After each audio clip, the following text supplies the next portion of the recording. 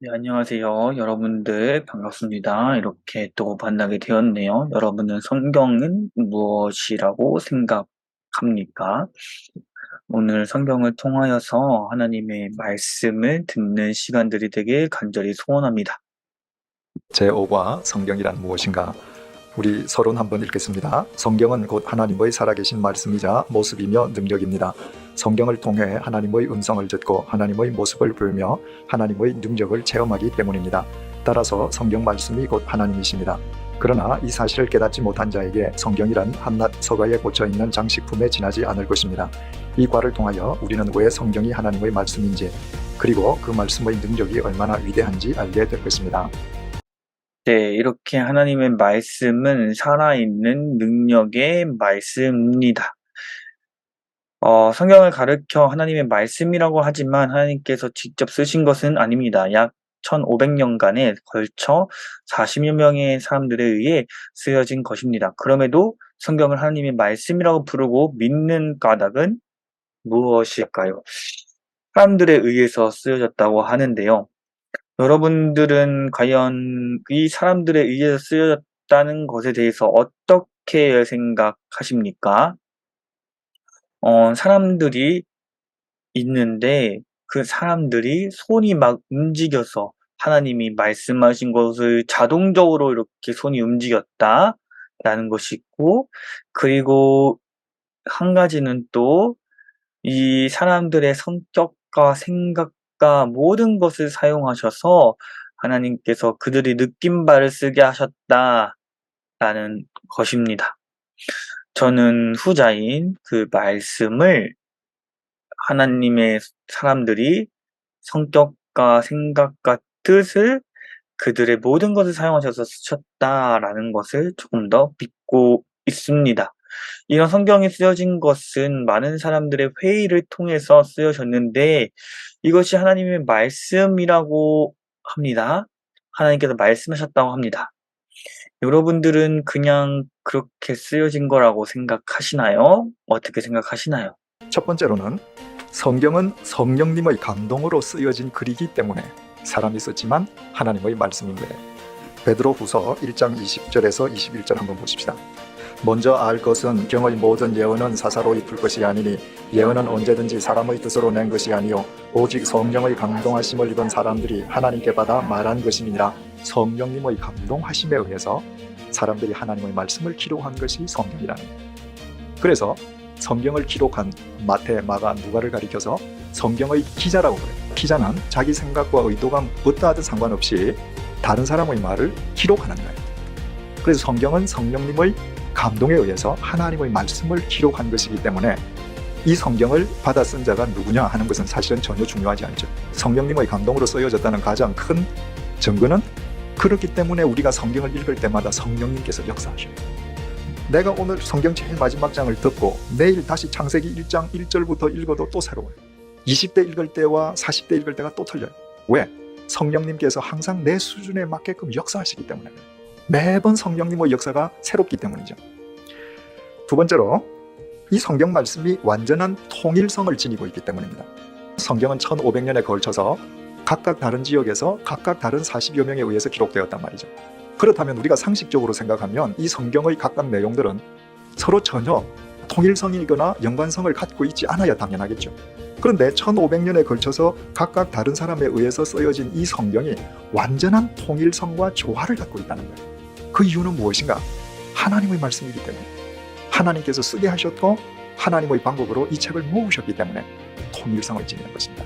에베소서 4장 4절에서 5절 말씀, 몸이 하나이요 성령이 하나이니 이와 같이 너희가 부르심의 한 소망 안에서 부르심을 입었느니라. 주도 하나이요 믿음도 하나이요 세례도 하나이요 하나님도 하나이시니 곧 만유의 아버지시라. 만유 위에 계시고 만유를 통일하시고 만유 가운데 계시노다. 만유를 통일하시는 하나님이세요. 만유라고 하는 것은 우주 만물이라는 말입니다.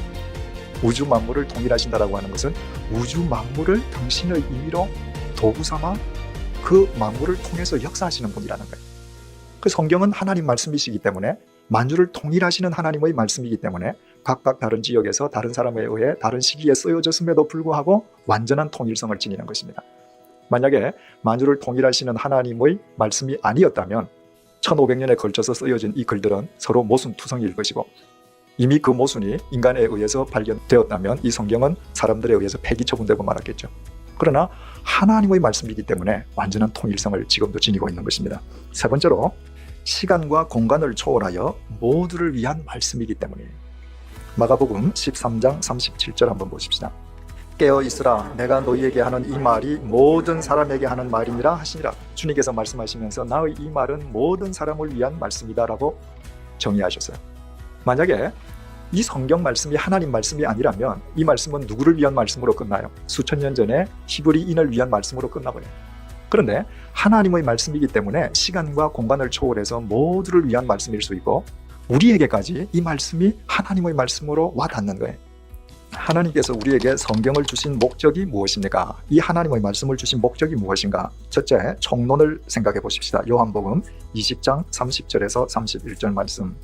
예수께서 제자들 앞에서 이 책에 기록되지 아니한 다른 표적도 많이 행하셨으나 오직 이것을 기록함은 예수께서 하나님의 아들 그리스도이심을 믿게 하려 함이라. 예수가 누구라고요? 하나님의 아들, 그 다음에 누구심을? 그리스도이심을. 그리스도는 구원자라고 그랬죠. 성경을 우리에게 주신 첫 번째 총론적인 목적이 무엇인가? 예수 그리스도를 통한 하나님의 구원을 알게 하시기 위함이에요. 따라서 우리가 주님을 믿는다라고 하면서 이 말씀과 함께 있지 아니하면 예수 그리스도를 알 수가 없죠. 하나님의 구원의 의미를 바르게 이해할 수 없습니다. 뿐더러 하나님의 뜻도 분별할 수가 없고요. 내가 삼위일체 하나님의 말씀에 내가 깨어있지 않고 삼위일체 하나님의 구원받은 자로 내가 이 땅에 존재한다. 사실 그 불가능한 것이죠. 두 번째 목적이 있습니다. 또 너희로 믿고 그 이름을 힘입어 생명을 얻게 하려 함이니라. 첫 번째 목적은 그리스도 예수 안에 있는 구원을 알게 하려 하심이고 두 번째 목적은 그리스도 안에서 생명을 얻게 하려 하심이라는 것입니다. 여기에서 생명이라는 것은 참 생명이죠. 본래 인간이 창조될 때 죽는 존재예요, 안 죽는 존재예요? 안 죽어야죠, 그죠? 참 생명을 지니고 있었죠. 그런데 죄로 말미암아 죽게 되었단 말이죠. 예수 그리스도께서 우리에게 주시려고 하는 생명은 참 생명, 그러니까 영원한 생명인데 그 영원한 생명을 주시기 위해서 이 말씀을 우리에게 주셨다는 것입니다. 그렇다면 우리가 굉장히 중요한 사실을 깨닫게 되죠.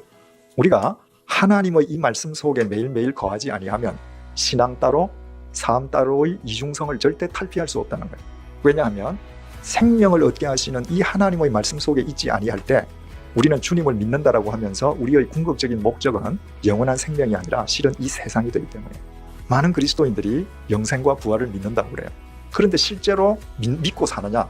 그렇지 않단 말이죠. 천국과 영원한 생명이 우리의 목적이 될 때에만 유한한 이 땅의 모든 유혹에서 벗어나서 진정한 그리스도인으로 우리는 살아갈 수 있는 거예요. 내가 이 세상에서 아무리 많은 것을 갖고 있다 할지라도 내 속에 영원한 생명을 담고 있지 않으면 실은 죽은 목숨입니다. 그 목숨은 하루하루 지나갈수록 그 육체가 소멸해가는 가운데에 있는 것이거든요. 우리가 영원한 생명을 지닐 때만 이 땅에서 참 생명의 삶을 구가하다가 주님께서 우리 부르시는 날 일말의 후회도 없이 승리하며 이 땅에서의 생을 종결하고 하나님 나라로 들어갈 수 있는 것입니다. 하나님께서 우리에게 성경 말씀을 주신 그럼 강론은 무엇인가? 지금 두 번째로 강론을 봅니다. 디모데후서 3장 15절에서 17절. 또 내가 어려서부터 성경을 알았나니 성경은 능히 너로 하여금 그리스도 예수 안에 있는 믿음으로 말미암아 구원에 이르는 지혜가 있게 하느니라. 구원에 이르는 지혜가 도대체 뭔가? 16절. 모든 성경은 하나님의 감동으로 된 것으로 교훈과 책망과 바르게 함과 의로 교육하기에 유익하니.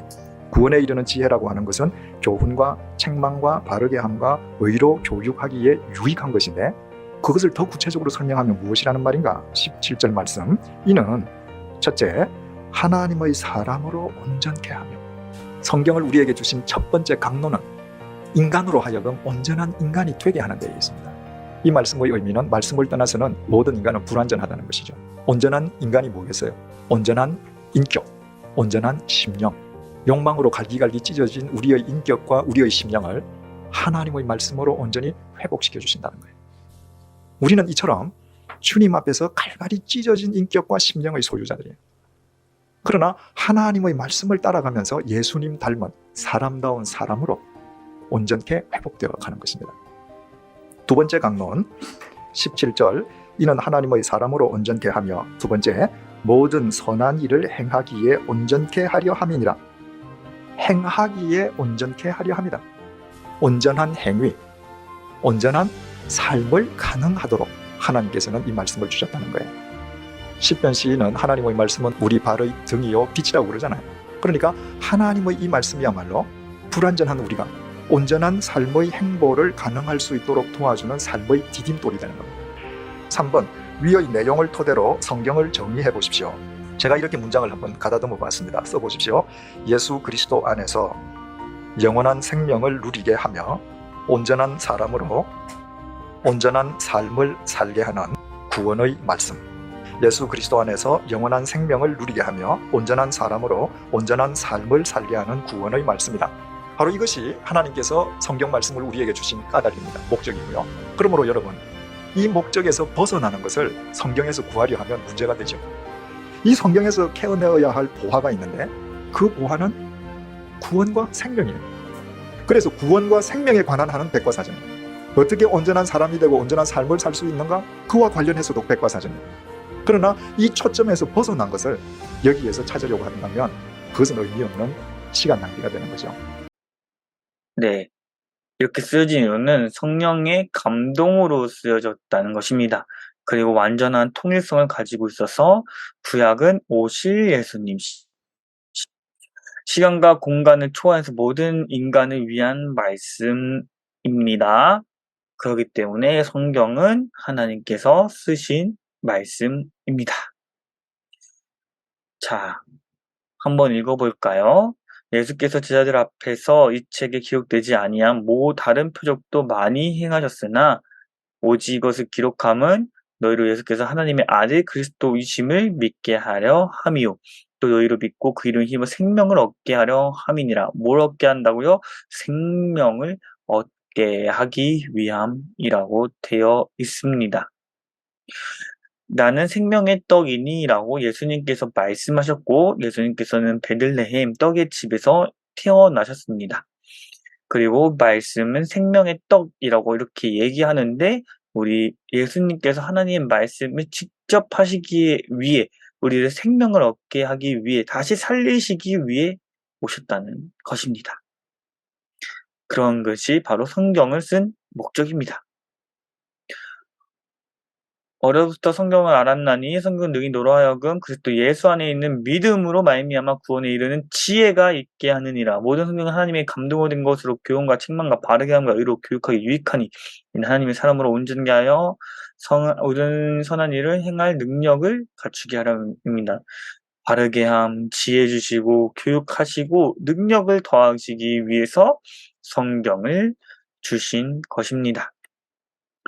예수 그리스도 안에서 영원한 생명을 누리게 하며 온전한 사람으로 온전한 삶을 하나님이 원하시는 삶을 살게 하는 구원의 말씀입니다. 생명을 철저하게 구원에 초점을 맞추고 있습니다. 그러나 그 외의 것, 생명에서 나오는 지혜로 우리는 구해야 합니다. 일반적으로 창세기가 모세에 의해 쓰여졌다 그러죠. 그런데 욥기도 모세가 썼다고들 하죠. 그러면 창세기와 욥기는 같은 시기에 쓰여졌다. 우리가 이렇게 이해할 수 있습니다. 시편을 쓴 시인 중에서 가장 많은 시를 쓴 사람이 누구든가요? 다윗이에요. 다윗이 바로 역사서에서는 사무엘상, 사무엘하에 시기적으로 등장합니다. 그래서 시편의 대부분은 그 시기에 쓰여졌다. 이렇게 연결하시면 되고요. 잠언, 전도서, 아가서는 누가 썼습니까? 솔로몬. 그 솔로몬의 역사적 이야기는 열왕기 4장에 있습니다. 그러니까 앞으로 역사서를 읽으실 때 이 부분에서 솔로몬이 잠언, 전도서, 아가서를 썼구나 이렇게 이해하시면 되죠. 이렇게 되어 있습니다. 성경은 이런 구조로 되어 있습니다. 보면 창세기, 출애굽기, 레위기를 율법서라고 하고 그다음에 나머지는 이제 선지자를 쓴 선지서라고 하고 이제 시가서라고도 하기도 막 그렇게 하는데 이렇게 시대별로 보게 되는데 이제 특히 욥기를 보게 되면 욥기는 저렇게 창세기에 되어 있는데 저거는 욥기는 족장 시대의 배경으로 쓴 것이다라는 것이죠. 이 욥기라는 것은 신명기 역사관에서 볼 수 있는데 이 욥기는 바로 하나님께서 하신 말씀을 지키면 복을 받고 지키지 않으면 저주받는다 이랬는데 그것에 대한 의문으로 바로 욥기를 쓰여진 것입니다.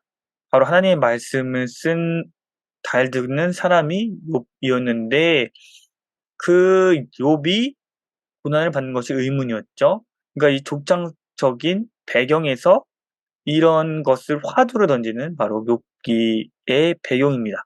이것 빼고는 욥기는 좀 살짝 애매하지만 시가서 쪽에 좀 더 가깝다. 시대적으로 쓰여진 것은 배경은 족장사고 네, 그런 것이 있습니다. 이 선지자들에 의해서 왕의 시대 때 이제 다윗 왕 이후에 여러 가지 하나님의 말씀을 듣고 또 배우는 사람들이 이 왕들이 선하게 지키냐 악하게 지내냐 이런 것을 이제 선지자들이 하나님의 말씀을 미리 알려줌으로 말미암아 나타난 것이 바로 이런 책들의 특징입니다.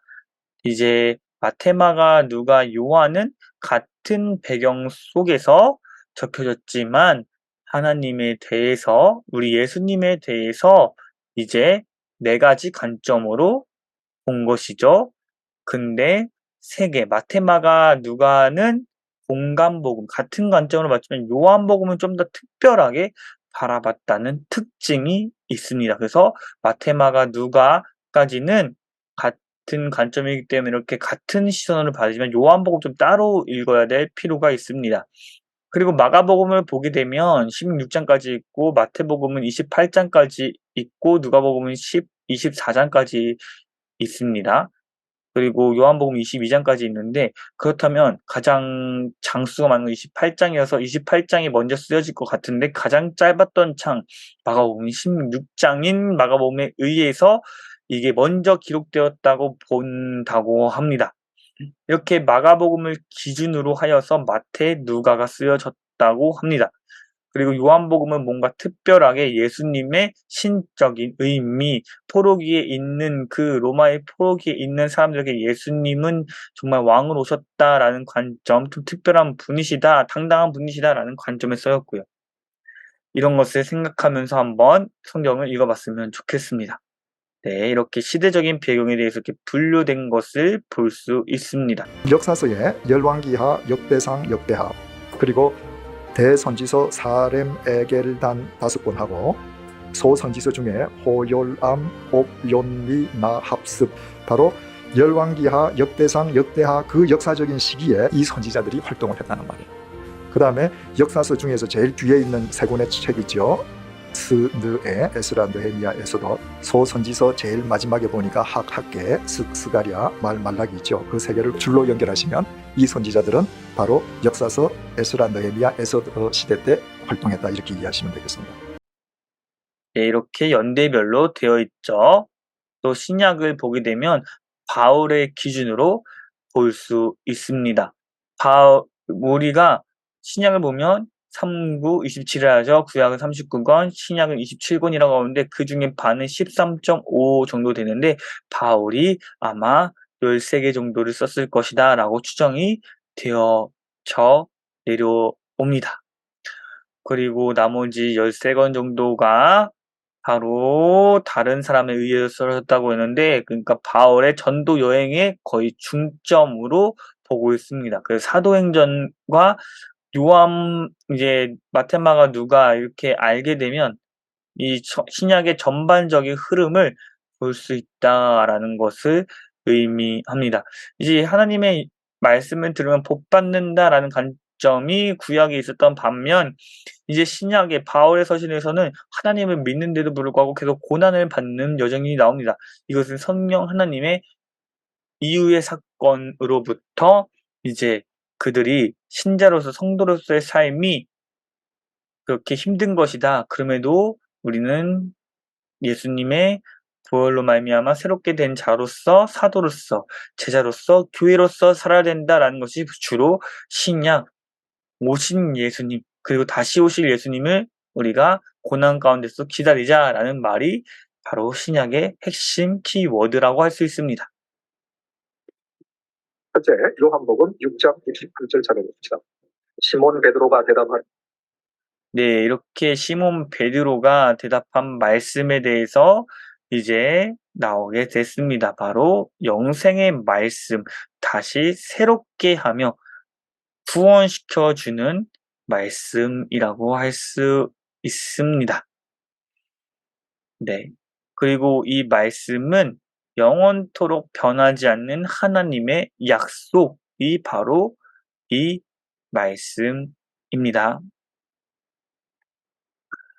내가 오늘 내게 명령한 이 명령은 내게 어려운 것도 아니요 먼 것도 아니라 하늘에 있는 것이 아니니 내게 이르기를 누가 우리를 위하여 하늘에 올라가 그의 명령을 우리에게로 가지고 와서 우리에게 들려 행하게 하라 할 것이 아니요 이것이 바다 밖에 있는 것이 아니니 네가 이르기를 누가 우리를 위하여 바다를 건너가서 그의 명령을 우리에게로 가지고 와서 우리에게 들려 행하게 하랴 할 것도 아니라 오직 이 말씀이 내게 매우 가까워 내 입에 있으니 내 마음에 있은즉 네가 이를 행할 수 있느니라라고 되어 있습니다.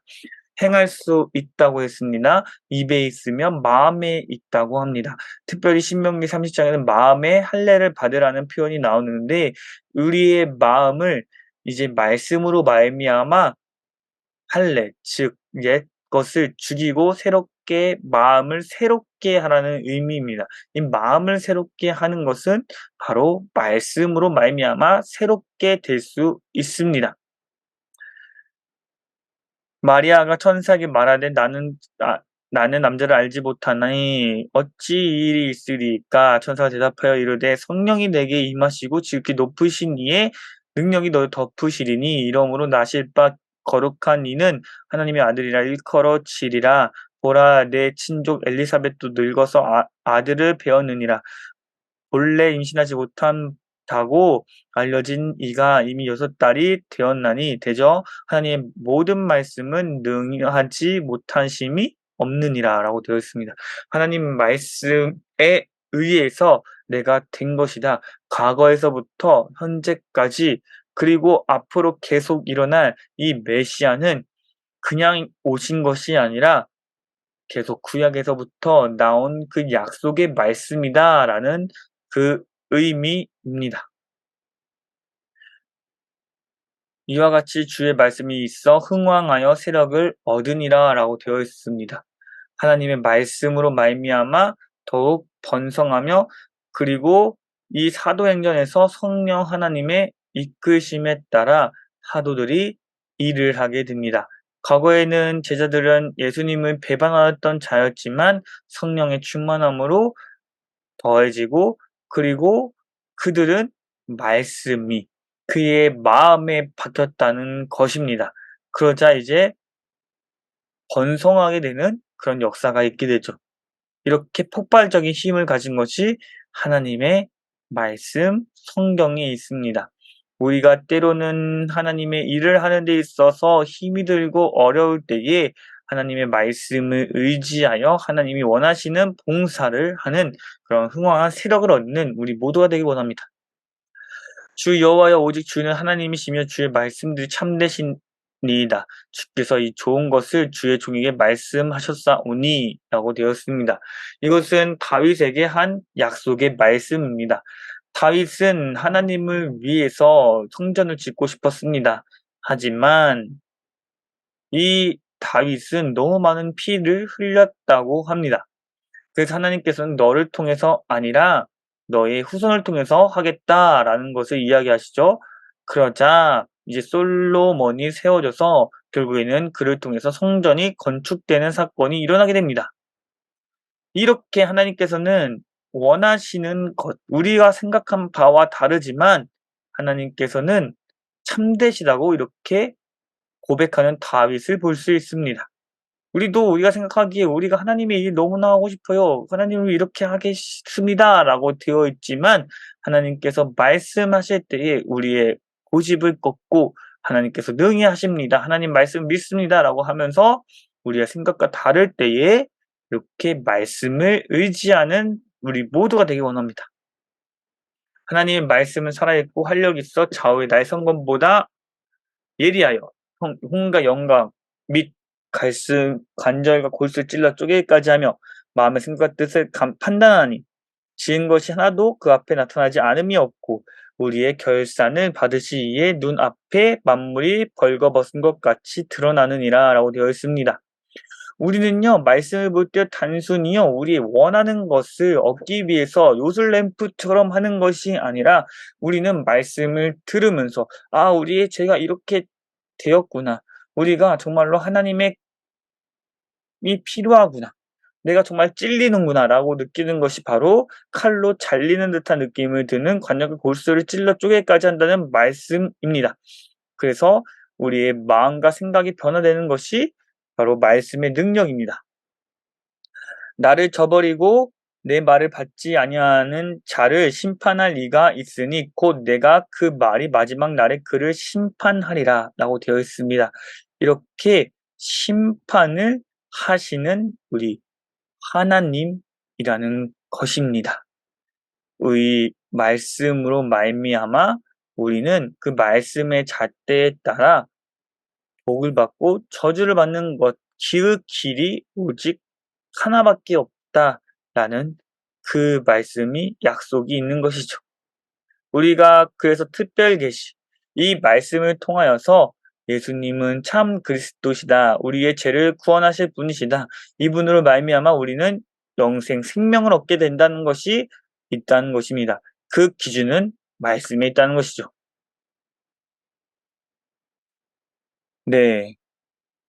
갈릴리 해변에 다니시다가 두 형제 곧 베드로라 하는 시몬과 그의 형제 안드레가 바다에 금을 던지는 것을 보시니 그들은 어부라 말씀하시니 나를 따라오라 내가 너희를 사람을 낚는 어부가 되게 하리라 하시니 그들이 곧 그물을 버려두고 예수를 따르니라 되어 있습니다. 우리 예수님 어떤 분이십니까? 하나님이십니다. 이 하나님으로서 이 땅에 오셨습니다. 그는 권위가 있고 힘이 있으신 분입니다. 그 예수님이 말씀하시면 따를 수밖에 없습니다. 위대하시기 때문입니다.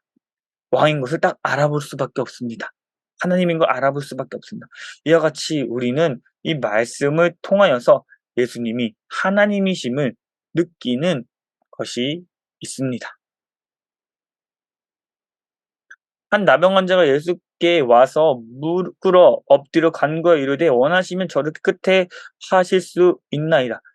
불쌍히 여기사 손을 내밀어 대시며 내가 원하는 깨끗함을 받으라라고 되어 있으면 이 나병이 깨끗하게 떠나갑니다. 이 나병 환자 어떤 것이 한센병 환자 어떤 사람이었습니까? 성전에 들어가지 못하는 자요 죄인이라고 치부되는 사람이었습니다. 하지만 예수님께서 말씀하시다 깨끗하게 되었다는 것입니다. 그 성전에 들어가지 못하는 자요 성전에 들어갈 수 있는 자가 되었다라는 것이죠. 뭐로 인해서요? 예수님의 말씀에 의해서 말입니다.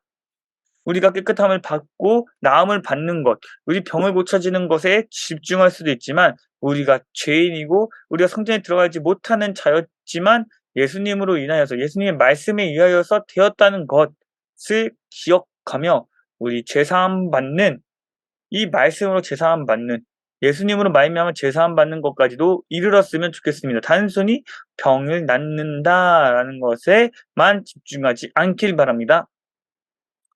예수께서 헌금함을 대하여 앉으사 무리가 어떻게 하고 헌금함에 돈 넣는가를 보실세 여러 부자는 많이 넣는데 한 가난한 과부는 와서 두 렙돈 곧 고들란트를 넣는지라.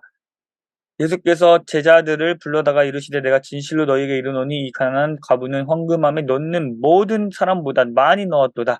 그들은 다 그 풍족한 중에서 넣었거니와 이 과부는 그 가난한 중에서 자기의 모든 소유 곧 생활비 전부를 넣었느니라 하시니라 라고 되어 있습니다. 이렇게 모든 것을 넣은 분이 바로 우리 과부였죠. 네. 금액을 보지 않고 마음의 중심을 보시고 그리고 말씀을 통해서 이 가난한 사람들이 위로받는 그런 것이 말씀의 능력입니다. 우리가 마음이 변화되어서 우리의 전부를 드릴 수 있을 만큼 되고 우리의 그 중요한 마음을 드리는 것 이것밖에 되지 않습니다라고 고백하면서 헌금하는 저와 여러분이 되기 바랍니다. 마귀가 또 그를 데리고 지극히 높은 산으로 가서 천하 만국과 그 영광을 보여 이르되 만일 내게 엎드려 경배하면 이 모든 것을 내게 주리라. 이에 예수께서 말씀하신 사탄아 물러가라 기록되었으되 주 너희 하나님께서 경배하고 다만 그를 섬기라 하였느니라. 이 마귀는 예수를 떠나고 천사들이 나와서 수종드니라 라고 되어 있습니다. 우리 하나님의 말씀은 약속입니다. 이 약속된 바를 언급하는 것입니다. 하나님께서 나랑 약속하셨다 라는 것입니다. 이거 사탄은 물러날 수밖에 없게 됩니다. 이렇게 사탄의 역사를 무찌르게 하는 그러한 능력이 있는 것이 하나님의 말씀입니다. 그냥 단순히 말씀을 말하는 것이 아니라 그 믿음으로 선포할 때 일어나는 것입니다. 우리가 자주 말씀하시는 것, 읊조리라 말씀하시는데 우리가 말씀을 읊조림으로 말미암아 살아갔으면 좋겠습니다. 우리가 때로는 우리의 생각과 뜻대로 살아갈 때가 너무나 많이 있습니다. 걱정과 염려가 몰아올 때가 많습니다. 나는 이거밖에 안 돼 라고 느껴질 때가 있습니다. 그러할 때 우리가 말씀을 읊조리고 외우면서 선포하였으면 좋겠습니다. 그럴 때 우리의 마음이 새롭게 되고 변화받는 것이 일어나게 됩니다. 태초에 말씀이 계시니라 이 말씀이 하나님과 함께 계셨으니 이 말씀은 곧 하나님이시니라 그가 태초에 하나님과 함께 계셨고 만물이 그로 말미암아 지은 바 되었으니 지은 것이 하나도 그가 없이는 된 것이 없느니라 라고 되어 있습니다. 하나님께서는 이 말씀으로 창조하셨으니까 새롭게 되시는 것입니다. 우리가 말씀을 읽음으로 말미암아 새롭게 되고 창조되어진다는 것을 믿으시고 매일매일 새롭게 하시는 힘이 있다는 것을 믿으면서 묵상하시길 바랍니다. 정리해 보겠습니다. 우리가 보거나 읽지 않기 때문에 시사 선택되게 우리가 원하는 것만 듣기 때문에 우리가 하나님 이거 원해요. 하나님 제가 이 문제 해결되기 원해요. 라고 하면서 딱 하면서 그냥 펼쳐보고 와 그냥 마법처럼 딱 랜덤하게 손가락 딱 집어서 이렇게 보기 때문에 하나님의 능력이 나타나지 않는 것이 그리고 믿지 않기 때문입니다. 저는 어떤 사람이 우리 전도사님이 때론 저보다 못한 사람이 선교단에 쓴다고 할지라도 저는 그 사람이 하나님의 말씀을 나에게 말해주고 있다라고 믿습니다. 그리고 어렵고 힘들고 때로는 저 목사님이 무슨 말 하는지 모르겠을 때도 있지만 우리가 그 목사님의 말씀을 통해서 우리에게 말씀하고 계신다는 것을 믿길 바랍니다. 그리고 참 믿어지지 않고 때로는 어렵기도 할 때 계속 성경 말씀을 읽으면서 그 전도사님께서 하나님께서 전도사님을 통해 하시는 말씀이 무엇입니까? 계속 묻으면서 계속 연구하는 저람이 되게 되어야 합니다. 그리고 단순히 이 말씀을 듣는데 저것은 제 말씀이 아니야. 저 아이가 하는 거야. 하면서 나와 관계없는 말씀이다 하면서 행하지 않는 것이 있는 것 같습니다. 우리는 이 말씀을 듣고 행하는 사람들이 되길 바랍니다. 6번 결론 1. 이처럼 능력 그 자체이신 하나님의 말씀, 즉 성경을 곁에 두고서도 그 능력을 삶으로 체험하지 못한다면 그 이유가 뭐겠습니까?